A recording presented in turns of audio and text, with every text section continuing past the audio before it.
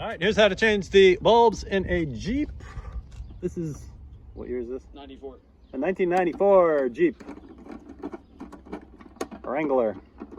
So just 4 Phillips screws come out. Then that just comes right off. You might want to inspect this rubber gasket around it. And then the bottom one is going to be a dual filament 1157 bulb.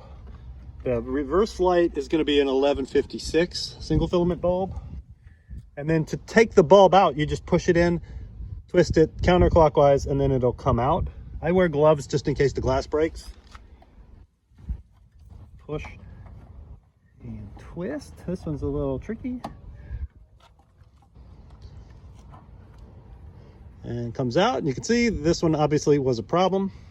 New bulb goes in. Now you'll see there's pins on the bulb. One of them's down low, one of them's up high. So you match the pin with the socket. Put the high one on the high side and the low one on the low side.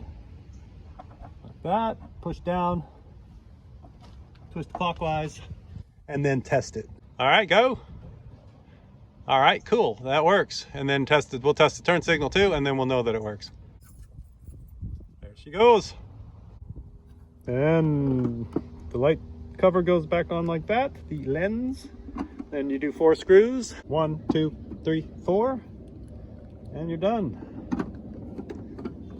And you're screwing a screw into plastic here, so you don't want to give it too terribly much torque, or you'll shred the threads, and then it won't work at all. So just medium tight. There we go. All better.